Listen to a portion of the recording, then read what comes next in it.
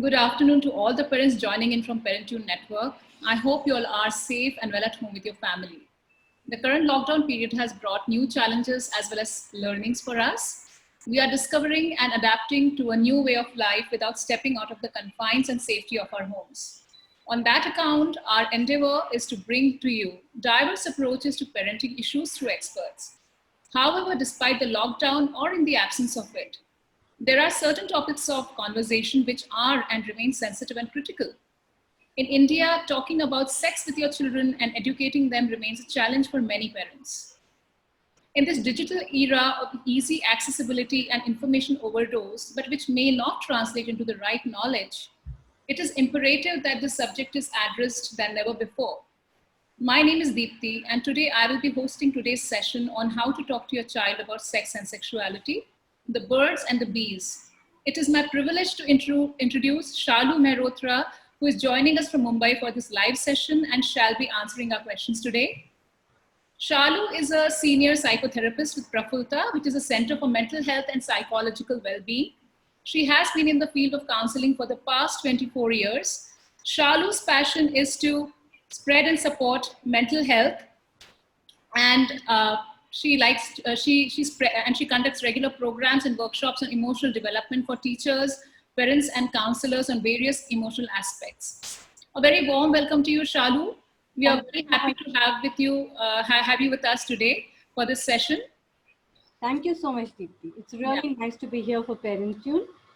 And very good afternoon to all the viewers, and thank you for joining in. Thank you, Shalu. And to start with, I would like you to tell our parents, Shalu, why is it so important to have these conversations about birds, bees, sex with our children, and what should be the right age for doing it? Okay.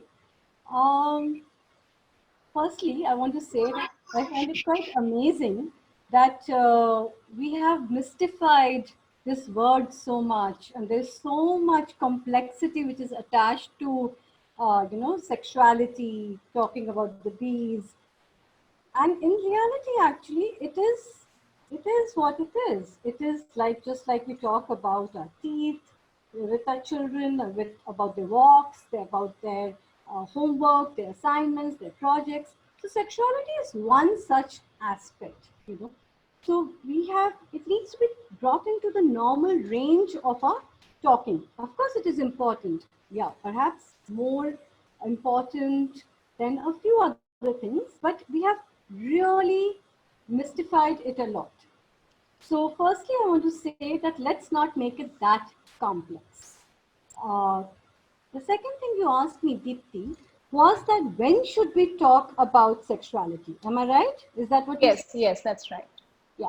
Now, again, the myth is that sexuality needs to be spoken about when, when children hit teenage, or when we fear that there's something going wrong.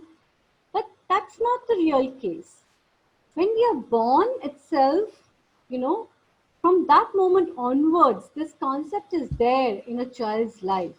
We call him a boy or a girl. Their gender roles. When children are exploring their own bodies, at that time sexuality is there. When they are doing role plays, they play ghar ghar, home home. At that time, one becomes mama, one becomes papa. At that time, sexuality is at play. So I will say sexuality is talked about right from day one, when an infant is born, and he or she sees what is happening in the home environment, and that also conveys a lot about sexuality to the child. So sexuality is not just about the one talk that we think we need to have with a child when we need to give them sex education. I agree. I totally agree, Shalu, and that was a very pertinent point you made. So on that note, I'm taking up questions from the parents who are tuned in today through Parentune website and Parentune Facebook. Sure. And we are now coming to the first question, and we have a parent, Richa from Delhi. And her question is that the boys' locker room incident in Gurgaon, which happened recently, has disturbed her as a parent. She wants you to help her understand why this is happening so rampantly nowadays, and what is it that she as a parent can do when it comes to her adolescent. Okay. Okay.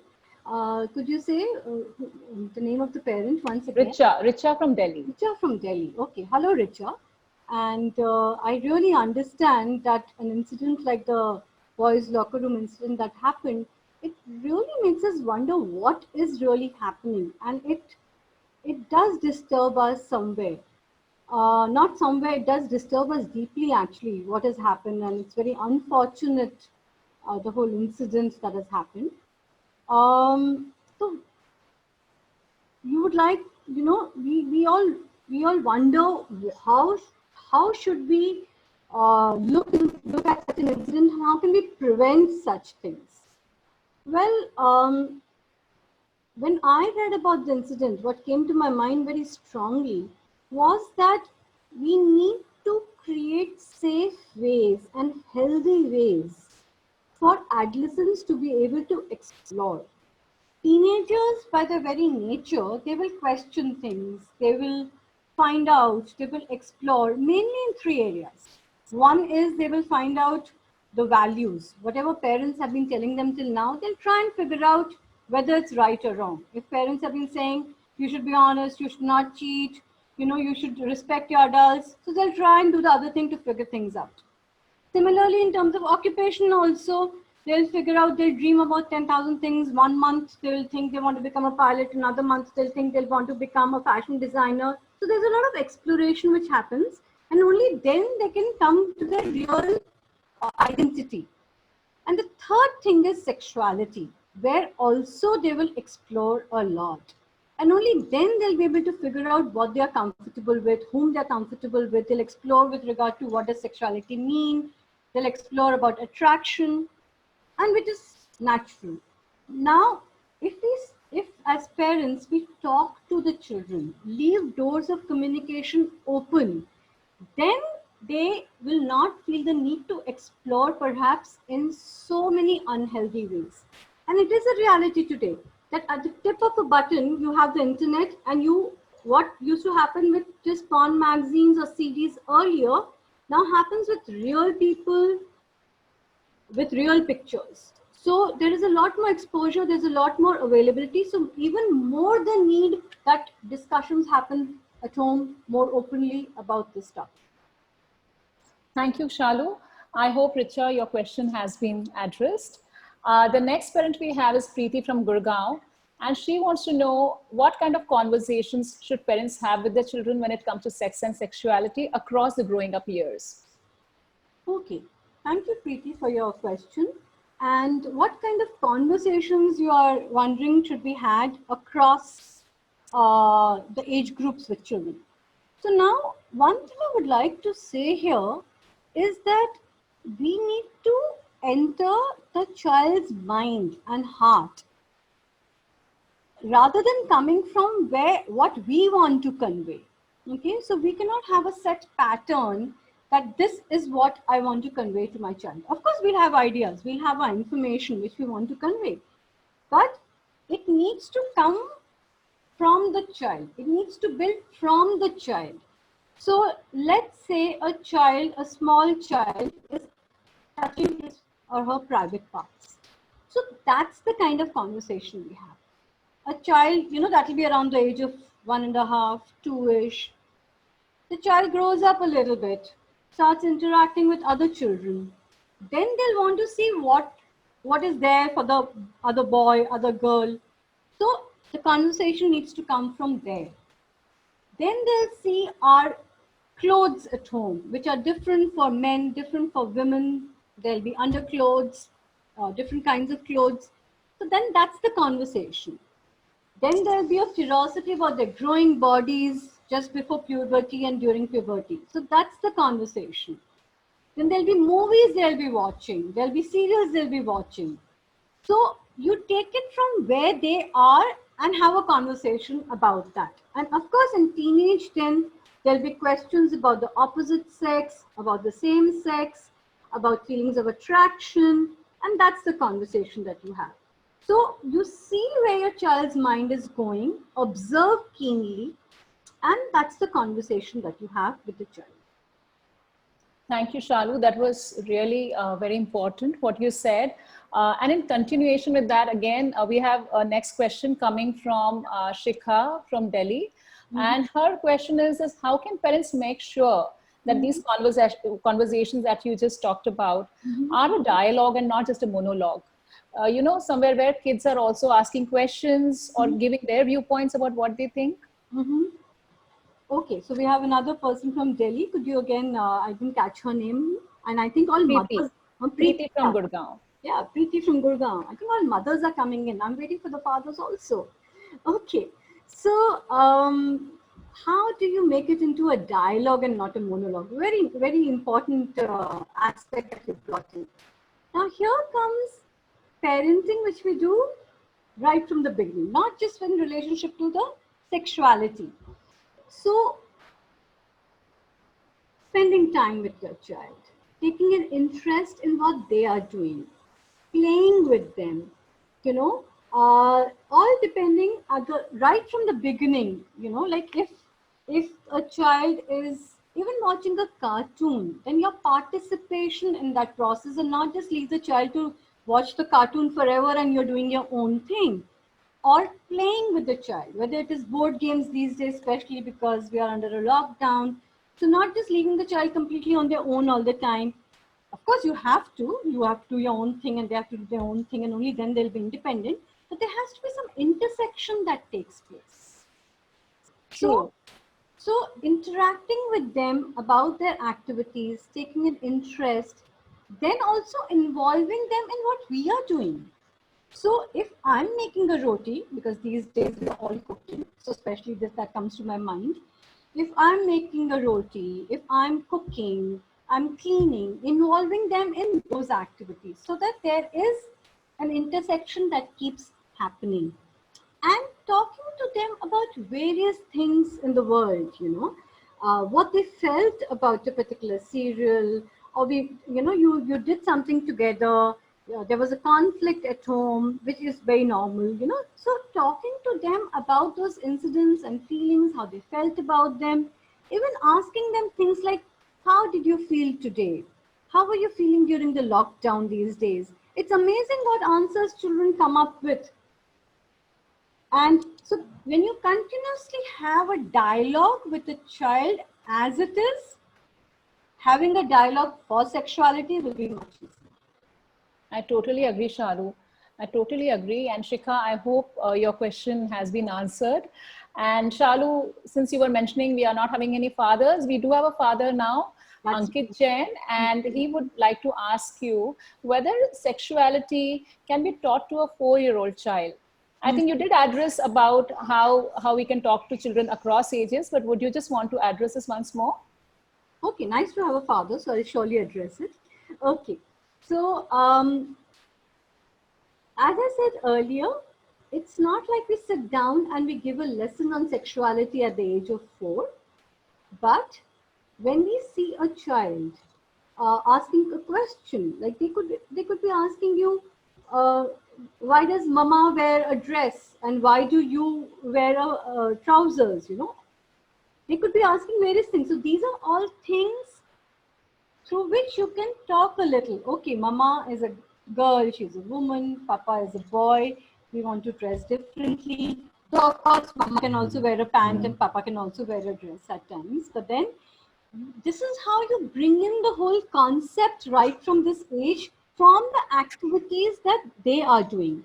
Also at 4, they'll usually be very interested in, supposing there's a cousin at home, or there's a friend, who's there, or even about their own parents. They're very interested in seeing what are the private parts of the other person. So to talk about it normally with the child, using the right words, then using some euphemisms, that will be important to bring in at this age. To not, if you tell them, stop talking, this is not what your age is to, what is, what is the, this thing, your age is not this to talk about this. So let's not snub them like this, but to rather just talk about it normally by giving the right names to the body parts. Also, my thing would be, what is this particular child, if you can get into it, curious about? I know it gets a little personal if the parent wants to say, but we can just find out what is the child curious about, and we talk about that. And they are mostly curious about, like, you know, the difference between a boy and a girl. And that's what they want to know. So we explain about that.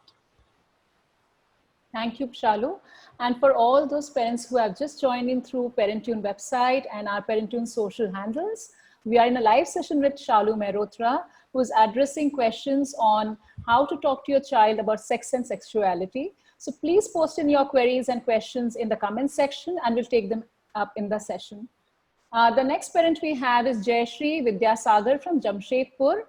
Her concern is that her son, who is 11 years old, is very good with his behavior, but at times he becomes very angry and starts screaming and shouting. What should she do as a parent at that time? He also asks her the meaning of rape after watching news and TV. She's wondering if she should tell him the truth and how should she explain it. Yes. Thank you, Jayashree, for your question. And at 11ish, this is a very normal question to ask, because now they have started interacting with the world at this stage. So their bodies have started growing up. The changes of puberty have started setting in. So the eyes and the whole mind and heart gets interested in such questions at this age.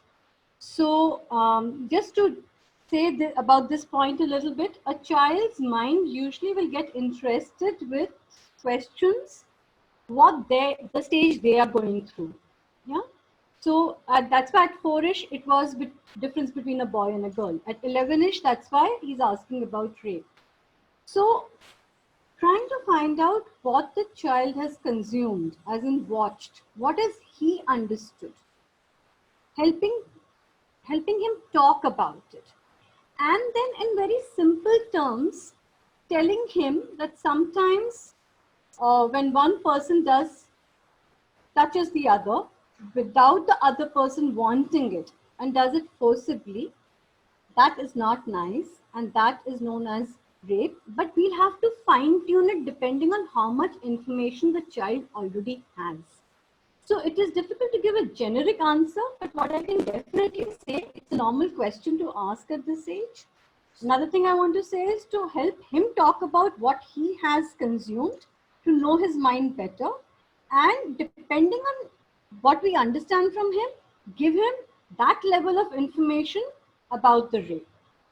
Another thing I want to add about 11-year-olds is that a study was done just 3 years back or something, 2 to 3 years back in Mumbai, and the average age at which a child starts watching porn is 11 in Mumbai. So that sounds pretty young to most of us. But I also want to say that that's the time the bodily changes start taking place and the mind starts going there. It's that fact that today the mobile, the internet is available so much that at the click of the button, they can find out such things, and therefore the exploration starts in this form. Yeah. I hope, Jayashree, I've been able to address your question. And also you said that the child is getting very angry and aggressive. So is it only, the questions to note are, is it only during the lockdown period the child is feeling like this? Or is it usually that the child is feeling like this?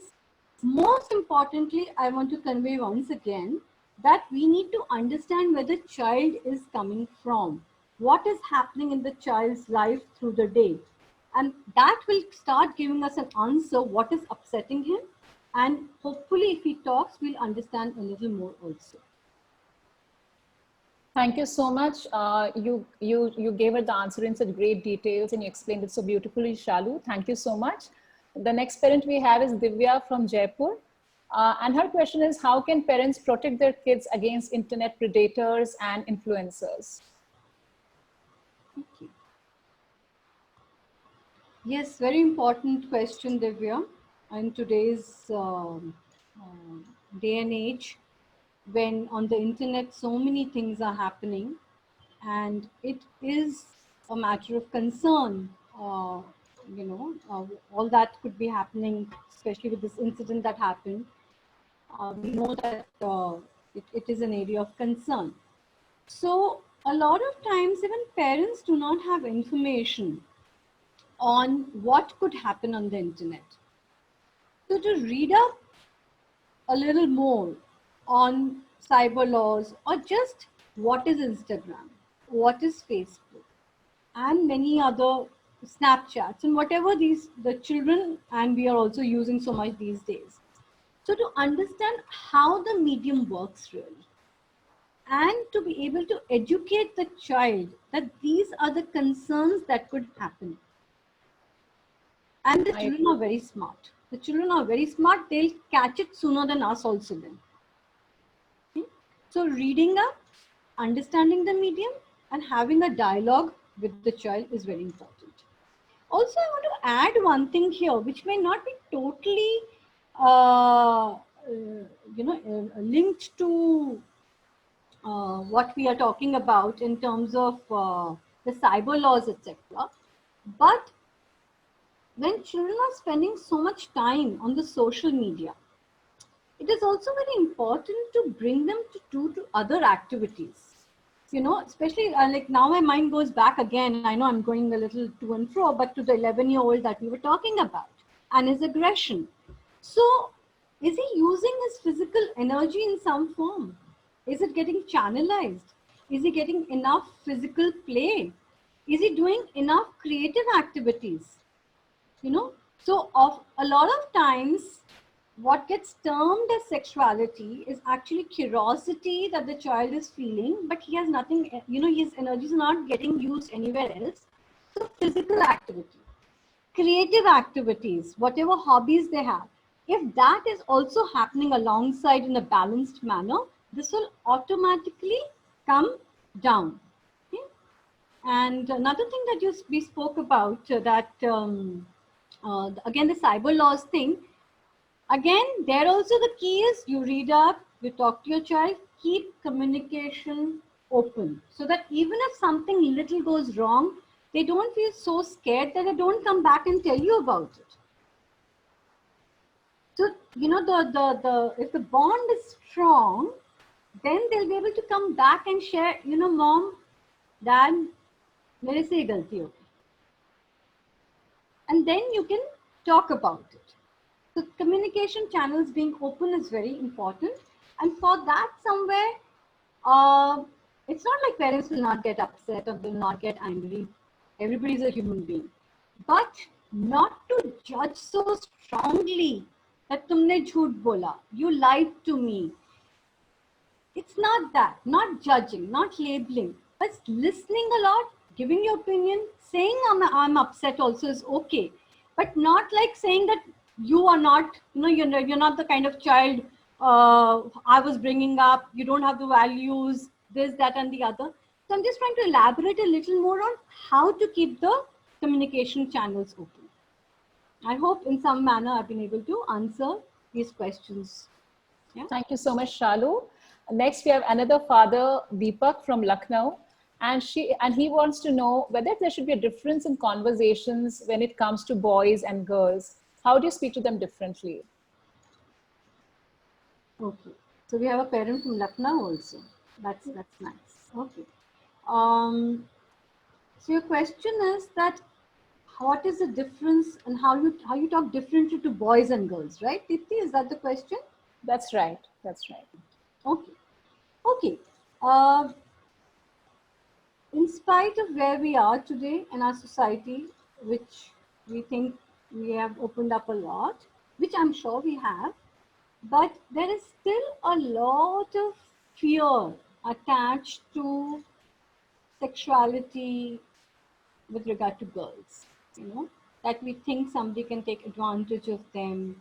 So there is definitely a different way in which most parents, I'm not saying all parents, but most parents do treat in their own minds the girl and the boy differently, like, especially when it comes to when they are growing up.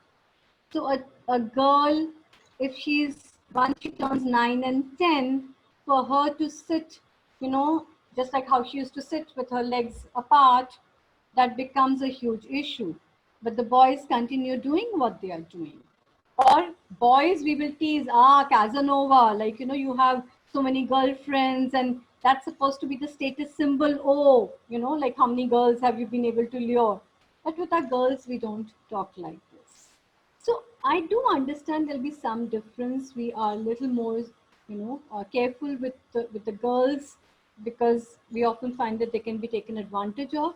But I want to say a few things here. Boys are also taken advantage of. They can also be the victims.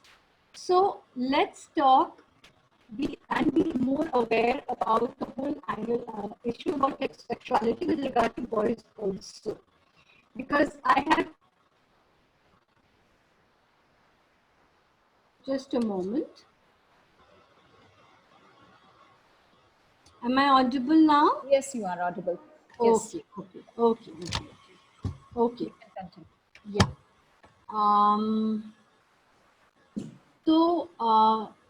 I was saying that boys and girls, we do treat differently, and I was saying it's very important to deal with the issue of sexuality with boys also, because it's not just girls who are at risk, boys are also at an equal risk. So that is important. So talking to both boys and girls is equally important. That's the first thing I would like to say. I also know that in our society, mothers tend to talk to the daughters and fathers tend to talk to their sons. Yeah. However, if both can talk, maybe not that much equally, but then both, if they get involved, the child gets a perception that it is an open topic which can be talked about to the father and to the mother. I'm seeing a message here that my speaker is not working. Yeah, I can hear you now. It was breaking in between, but that's fine. It's breaking in between. Okay. Okay. So, so that is one aspect I want to talk about, that both the parents talking to both is important. Helping the boys understand that this is an equal area of concern for them is important, because both today can be sexually abused. So keeping them safe is important for both. But another aspect I want to bring in here is that with boys, we tend to take it a little casually.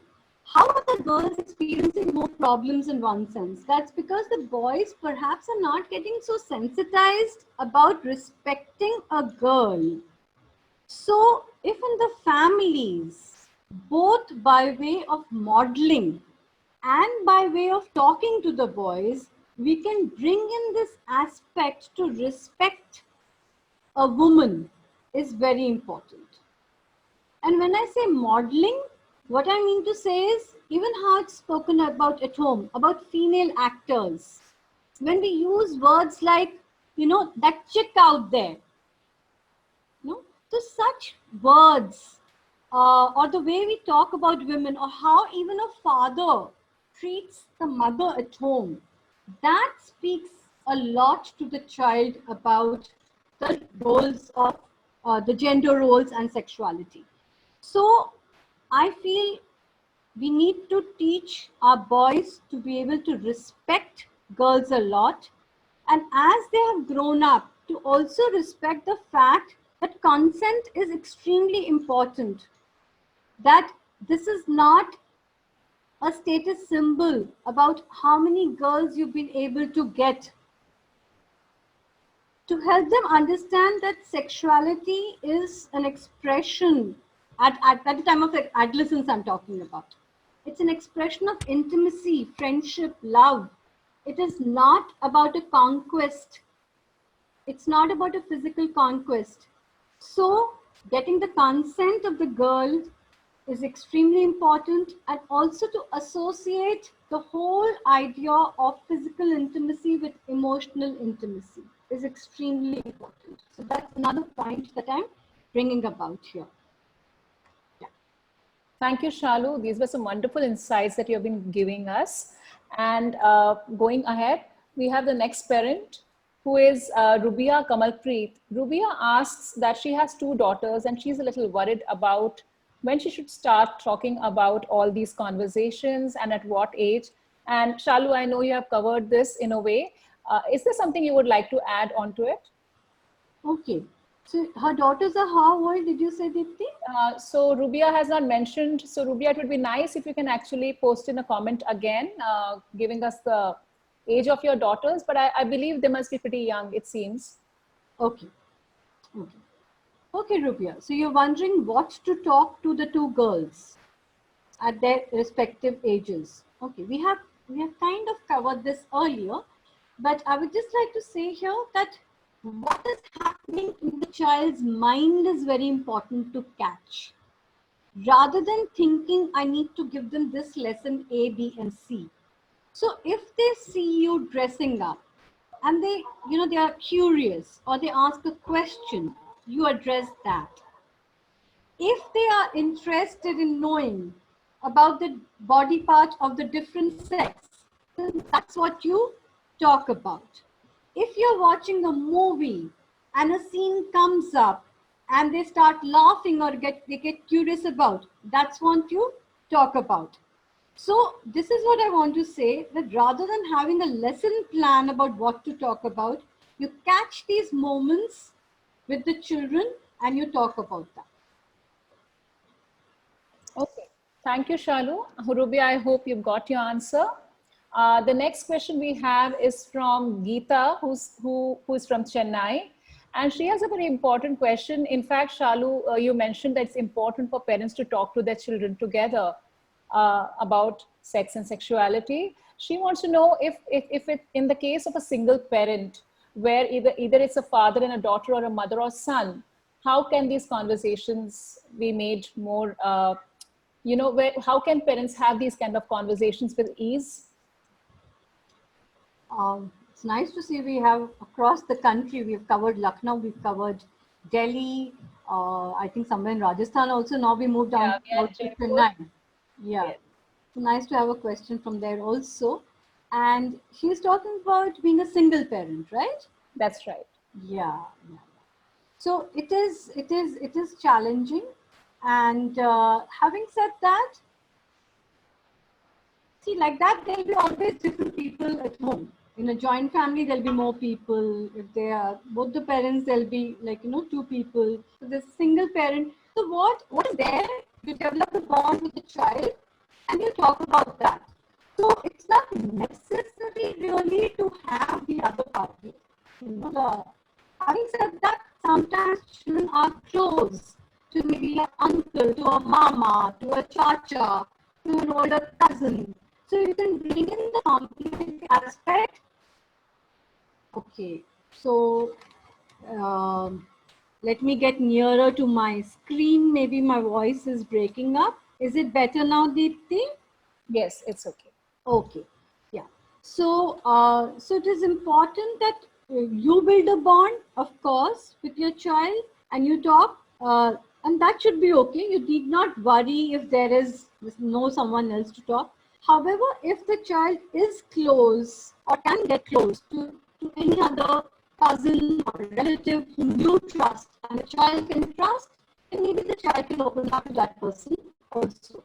And if there are more than one child, it is important to also address the child individually.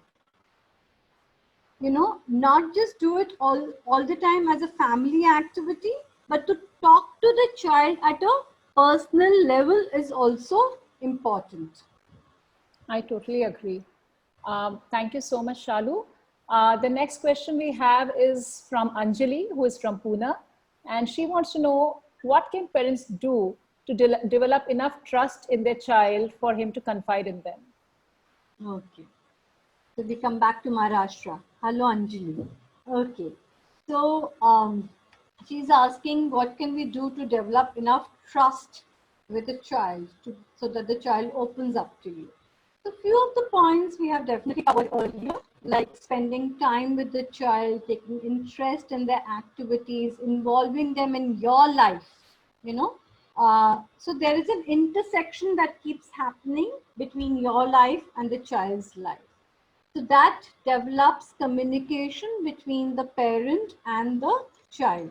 Then enough trust, as I said another point earlier, which I'll elaborate upon, that when a child comes and shares something with you, to be able to enter their world with empathy is very important. Now, a child might come and share with you that उसने मुझे मारा. That person always teases me. He is bullying me. Or I hate that teacher. Okay? Could be sharing something with you, or comes back from play or from school in a grumpy mood. Then the idea is to be able to understand the feelings of the child.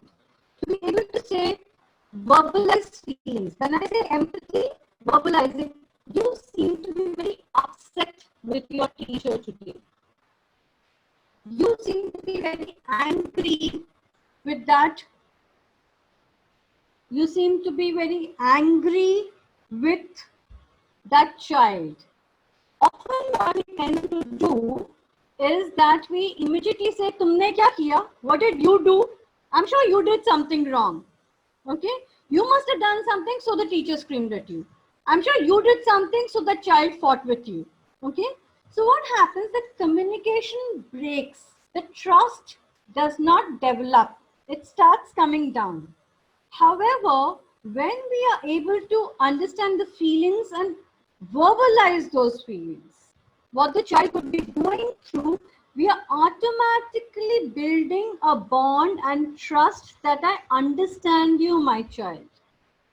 So that's one thing you can definitely do.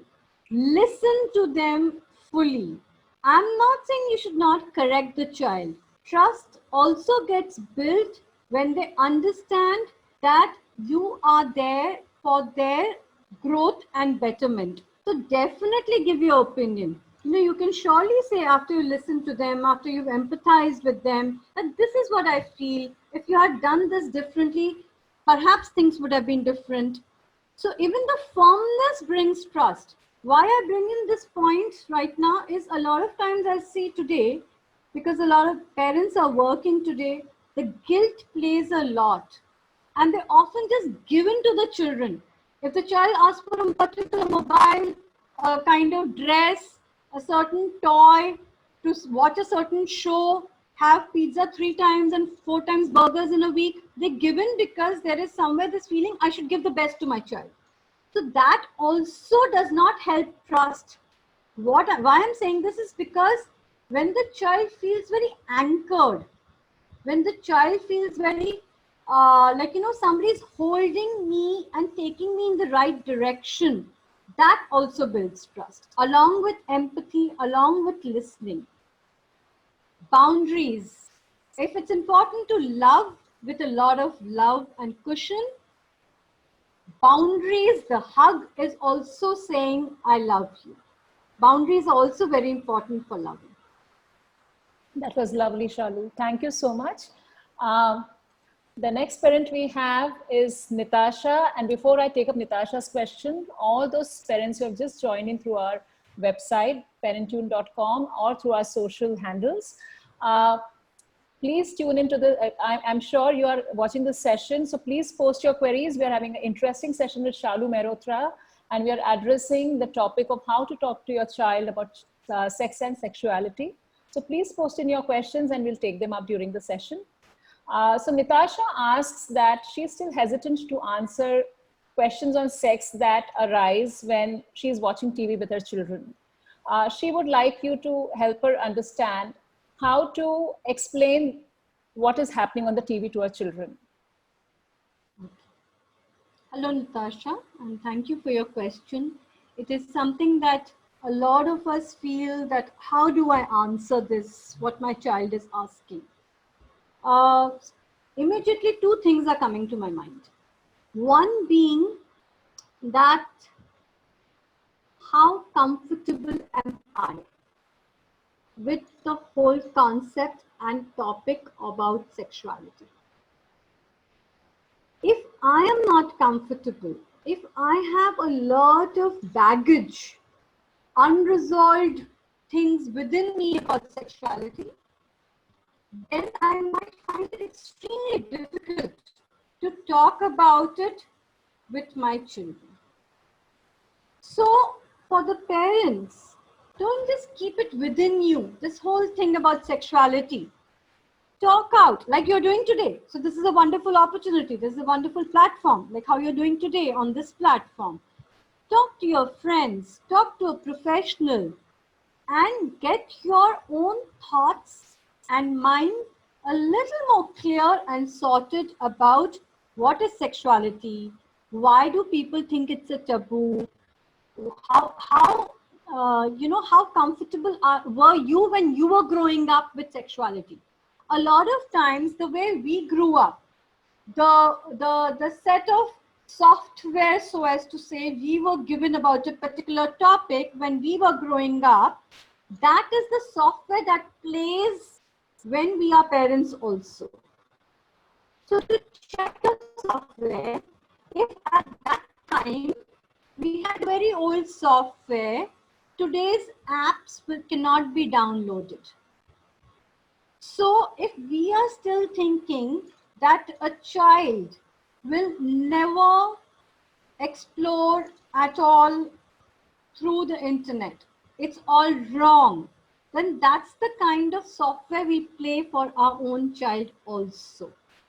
So that's where the hesitation might come in me. Oh, is this to be talked about? Isn't this something very secretive? So to check our own comfort levels first. So that's the first thing that I want to talk about. The second thing is the fear that we feel. But if I talk about it, I'm encouraging my child to do things to explore and do things which I am scared that they will start doing, So that fear is there in our minds that if I talk, am I encouraging it? So I want to say here that talking about it is not encouraging it. It is more, maybe they'll go and explore for some time a little bit more, but if the communication channels are open, they'll come and talk about that also. So my experience has been both personally and professionally that if you talk about it, it's not that they will go and do something which is terrible. Also, I want to just say that if the child is relating to a certain TV program, then rather than talking about sexuality, I'm breaking again this moment. Rather than talking about sexuality generally, use the TV program, use the actors in the television program, how they are feeling towards each other, and such examples to start off the conversation. Right. So the next question we have is from Shri Nair. Her concern is again in line with what you were saying right now, Shalu, about everything being online and children having easy access to it. She wants to know if we constantly monitor them, they might start sensing a lack of trust in them or a sense of paranoia. So how to be calm in these situations? Shri Naya's question. Dipti, I'm sorry, I didn't get you completely. Could you repeat the question? Yeah, sure. So Sri Nair's question is that there's so much access to online information for children, including exposure to sexual content online. And she's worried if she constantly monitors the children, they might start sensing a lack of trust in them or a sense of paranoia. So she wants to know, how can one be calm in such situations? Yes, I really understand. This is one of the things that happens, especially when the child is growing up beyond 10, and even more so when they turn 14 and 15, because the whole aspect of I want to be left on my own, I have my own identity, I have my own private life, I don't want you to interfere. These kind of thoughts definitely come into the child's mind. And it is a delicate balance and a delicate rope to walk upon, when we are handling these issues with our, especially teenagers and adolescents. So the key is the balance, really speaking. And the balance again comes from communication. That being able to express to them your own concerns, your own worries to them, and then negotiating that this is, I need to know a few things. I'm not trying, I'm not coming to your every chat and every conversation, but I need to have some bit of an idea what you're doing. But more than that, helping your children come back and talk to you about things will help, I think.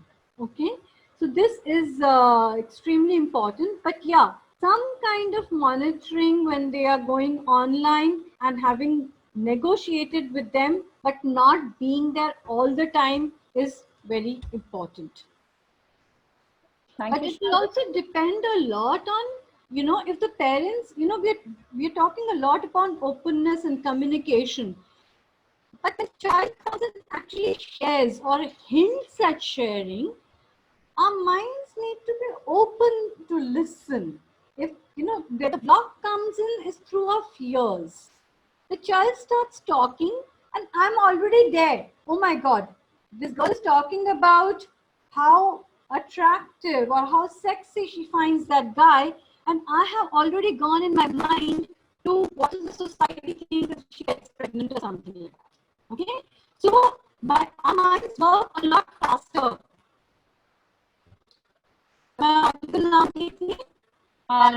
No, I think you just need to move a little, probably to. Okay. Yes, Am I audible now? Yes. Okay. So I was saying that the mind goes much faster to our fears and the conclusions that we make. And that kind of blocks our listening, because then we are not listening, we are operating from the software of fear and asking a lot of questions. तुमने ये तो नहीं किया, तुमने वो तो नहीं किया, उसने तुम्हें क्या बोला, and my mind is going to dialing the boy's number or or the parents and saying, hey, keep your boy on hold or something like that. So instead of listening, our energies are getting associated in all those things. So what can be resolved with a dialogue by listening to them and then giving your opinion, giving them information, it starts dissipating. So creating this openness is extremely important. Yeah, I know it's tough. I'm not saying it's easy. So I know I'm saying these things. I also know the kind of knots the parents have about such issues. So I want to say that beyond all this information, I really understand it's sensitive. It is not easy to deal with these things, especially today. Thank you, Shalu. For all those parents who are joining in from the Parentune app, the site and social handles, I would like to share that today we are talking about how to talk to your child about sexuality. And we are joined by Shalu Mehrotra, a senior psychotherapist from Mumbai, who's taking our questions. So please post in your questions. We're in the later part of the session, but we'll try to take as many questions as possible. So the next parent we have, Shalu, is Ridhima Sharma, and she asks, does parenting need to be gender neutral? Could you please address how to approach the talk around sexuality in case of people with disabilities? And the third thing she wants to know if you can recommend some good books on parenting. Okay. Ridhima, right? Yes. Yeah.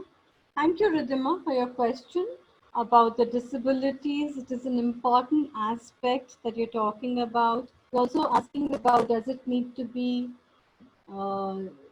neutral in terms of gender? Like we are parenting in the same way for the boy and for the girl. Okay. Now these are three questions. Having said that, it also depends on our family culture, where we are in society.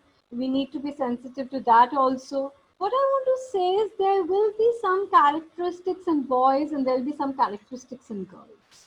That's why they are different. Okay, that we need to be sensitive to that. But more importantly is, what is this individual, where is this individual coming from? Whether it be a boy or whether it be a girl. what is the mindset, what are some personality traits, likes, dislikes that this person has. So parenting needs to come from where the child is. Then we thinking about this is how I need to get it. So it cannot be completely gender free because gender is a reality. Okay, having said that, as I said, it needs to come from where the child is coming, and that automatically will be including his or her own gender. That's one thing. The second thing that I want to say is about this. She talked about disabilities. Now that's an area which is very underexplored today. Often the disability gets so highlighted that we forget that this child who is differently abled, I don't even want to call it disability, who's differently abled, then that child will also have the same needs for sexuality, the same growing up pattern. So I have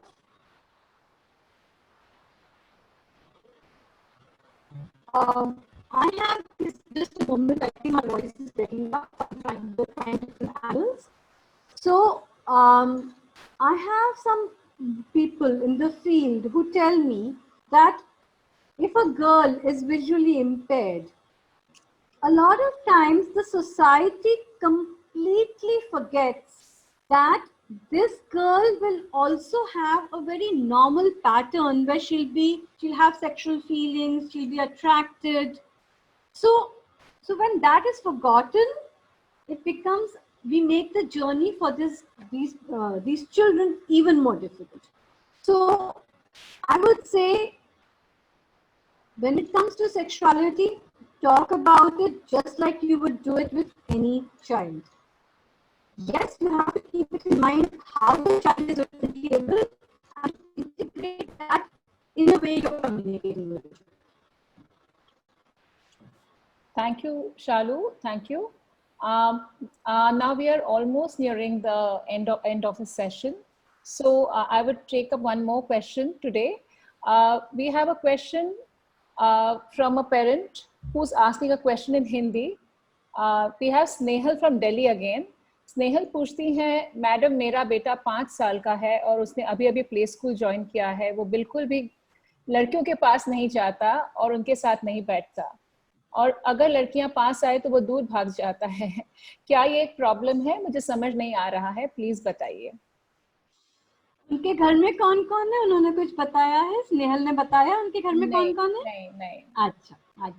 अच्छा. हाँ, तो मैं समझ सकती हूँ, आपको लगता होगा मेरा बच्चा जो है 5 साल का है, लड़कियों से भाग जाता है, क्या बड़ों की भी यही करता रहेगा? कई बार हमारे मन में ऐसे सवाल आते हैं स्नेहल, मैं बिल्कुल समझती हूँ. हमको थोड़ा सा अंदर जाके देखना पड़ेगा कि बच्चे के मन में क्या है. क्या बच्चे ने ऐसा कुछ, मुझे नहीं पता आपके घर में क्या हो रहा है, पर मैं कुछ जनरल बातें कर रही हूँ. क्या घर में उसने ऐसा कुछ सुना है या देखा है जहाँ पर मे बी आदमी और औरत अलग बैठते हैं, या घर में ऐसी कोई बातचीत हुई है कि उन्होंने लड़कियों के साथ बैठोगे तो कंसंट्रेट नहीं कर पाओगे या फोकस नहीं कर पाओगे. इस तरीके से कई बार बच्चों पे प्रभाव पड़ जाता है, उन्होंने टीवी पे कुछ देखा है या घर में ऐसा कुछ देखा है, और तो बच्चे से थोड़ा सा बातचीत करना इस चीज के बारे में, और बहुत ज्यादा भी धक्का नहीं देना. कई बार कुछ बच्चे थोड़े दिन बाद कंफर्टेबल हो जाते हैं इस चीज से, लेकिन ये एक स्वाभाविक चीज कई बच्चों में होती है. छोटी उम्र में उन लोगों को थोड़ा सा जो अपने से अलग होते हैं उनके साथ घुलने मिलने में कई बार दिक्कत होती है. क्या उसकी कोई कजन सिस्टर्स हैं, फ्रेंड्स हैं, जहाँ पर एक मिक्स्ड ग्रुप में जहाँ लड़के भी हों लड़कियां भी हों, उनके साथ वो खेल सकता है. ऐसा थोड़ा सा करिए आप, लेकिन बहुत ज्यादा धक्का भी मत करिएगा, कहीं वो पीछे और ना पहुंच जाए. तो इतना मैं कहना चाहूंगी कि कुछ प्रभाव अगर पड़ रहा है उस पर ध्यान दीजिए, और वैसे थोड़ा थोड़ा एनकरेज करिए उसको सबके साथ खेलने में, पर बहुत ज्यादा धक्का भी मत कीजिए. Thank you, Shalu. And today, there's just one more question that I'm taking up. If you can quickly answer for us, Shalu. We have a question from Neeta from Gurgaon, and she wants to ask, how should she explain the word sex to her children? Okay. Okay, Neeta. वैसे तो we have spoken quite a bit that through the whole talk that sex is not just about what we think sex which happens between a man and a woman. So sex is about gender, being boys and girls. Sex is about, you know, the whole sexuality. It is energy, so which we can use in creative ways through our hobbies, through physical. It gets expressed through our physical, exercises, dance, all this. It is also about intimacy. It is about bonding. And one of the aspects is when you have intimate relationships as a man and a woman to express your intimacy. So this is something little I would like to say about sex. But it all is age dependent, what age your child is. So that's where you come from, see what's in your child's mind and explain accordingly. Thank you, Shalu, for all your wonderful insights and answering all our parents' queries. If you could quickly summarize with a few key points for our parents. Yeah. So what I would like to say is, through the talk we've discussed all these things, that let's demystify sexuality. Let it not be a very complex thing in our mind. It is something that is there right from the day that we are born. So address it with your children age appropriately. More importantly, from where they are coming from, what is their curiosity, what is their question, what is their play. So take it from there and talk about those aspects. Like we said, if they're curious about something that's watched on television, or about different kinds of clothes, or about the different body parts in their own body or the other person's body, or about attraction, wherever they are, you take it from there. Then I would like to most importantly summarize that it is extremely important to build a bond with your children through healthy communication. Have good points of intersection with them when they are involved in what you are doing and you are involved in what they are doing. Talk about things, discuss things, spend time with them. When you create a more holistic bond, talking about sexuality becomes a part of it and not just an item on the side. So I would insist upon in my family is to build a good, healthy bond with good, open communication with your children. Listen to them with non-judgmentally, empathize with their feelings. Okay. Listen to them without judgment, empathize with their feelings, and also, of course, give them age appropriate information. I also want to say it is very, very natural in today's day and age, especially so when there's so much information, that children are really much more curious about terms related to sexuality. So let's not get too shocked with it. Get comfortable with it. Have conversations with your own self first. Be calm, be comfortable, and then have conversations with them about the topic. Thank you so much. Thank you for summarizing, Shalu. And thank you everyone for your questions today. So while we have answered many questions, some might have gone unattended. So we request your parents to send in your queries and we will have them answered through our expert. I would also like to thank you, Shalu, on behalf of all the parents on ParentTune. And thank you for answering our questions on how to talk to your child about sex and sexuality. This has been a very informative session and you have answered it very patiently. I would advise all of you to watch the whole video in case you joined in between the sessions. We'll be back with another live session on Monday on issues related to children and issues related to pediatrics with Dr. Bela Doctor at 2:30 p.m. So please join us on another session on ParentTune on Monday at 2:30. Thank you so much, Shalu, once again for being Thank here. you It was so a real much. pleasure. Absolutely lovely being on Parentune and getting all these questions from parents. Thank you Thank so you. much. Bye-bye. Bye-bye.